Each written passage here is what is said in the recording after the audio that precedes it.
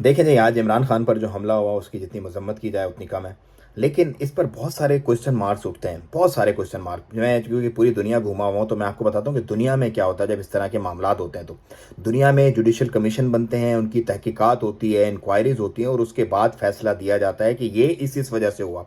یہاں پر کیا ہوا، جیسے ہی یہ ہوا فوراً سے ایک کلر جو ہے وہ دکھا دیا گیا، انٹروڈیوس کر دیا گیا۔ میں نے خود ڈیک بجاتا تھا، اس لیے مجھے اچھا نہیں لگتا تھا، میں لاہور سے اس کے پیچھے، اس لیے میں نے اس کو مارنے کی کوشش کی۔ اتنا ایزی نہیں ہے، کیونکہ جو ویپن اس نے کیری کیا اس ویپن کو پروفیشنل ہی ہینڈل کر سکتا ہے، ان پروفیشنل بندہ ہینڈل نہیں کر سکتا۔ آٹومیٹک ویپن کو کسی بھی ایک انسان کے، نارمل انسان کے ہاتھ میں آپ پکڑائیں نا ویپن، وہ نہیں پکڑ پائے گا اس کو۔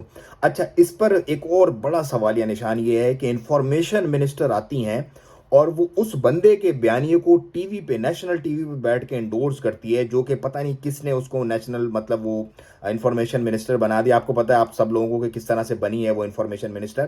تو بھائی اس طرح کے گھٹیا لوگ جو ہیں وہ ہمارے اوپر سمجھ لو کہ مسلط کر دیے گئے، اور یہ لوگ جو ہے اپنے کام یہاں پر ہم لوگوں کو دکھا رہے ہیں معاملات اپنے۔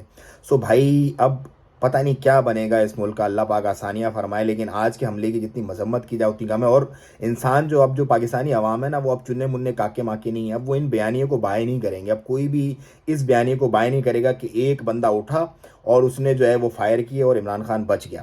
بھائی جان، کچھ حملے کی جو فوٹیجز اور آ رہی ہیں نا دوسرے ٹی وی چینلز پر، وہ یہ بھی آ رہی ہیں کہ اوپر سے بھی گولیاں برسائی گئی ہیں۔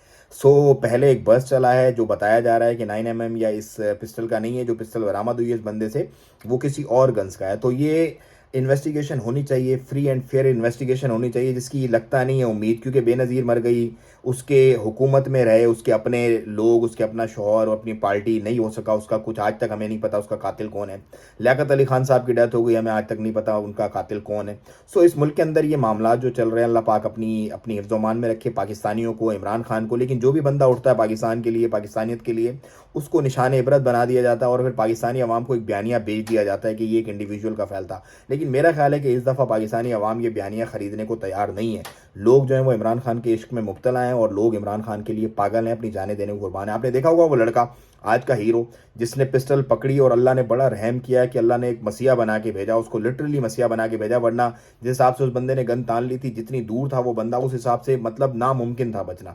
اللہ آسانیاں فرمائے، اللہ پاکستان کو اپنی بنا میں رکھے۔ جو بھی یہ گھٹیا اور بدبودار سیاست کر رہے ہیں، ان گھٹیا لوگوں کو اللہ تعالیٰ نشان عبرت بنائے، اور پاکستانیوں سے بس ایک ہی امید ہے اور ایک ہی ریکویسٹ ہے کہ اپنے اعصاب کو کنٹرول رکھیں، دشمنوں کی جو سازش ہے اس پر نہ جو ہے وہ چلیں، اور اپنے ملک کو اپنے ملک کی طرح رکھیں، اور اپنے لیڈر کی جو نیکسٹ کال ہے اس کا انتظار کریں، کوئی بھی انتشار نہ پھیلائیں، کوئی بھی معاملات کو نہ چلائیں۔ اللہ آسانیاں فرمائے گا انشاءاللہ۔ اللہ حافظ۔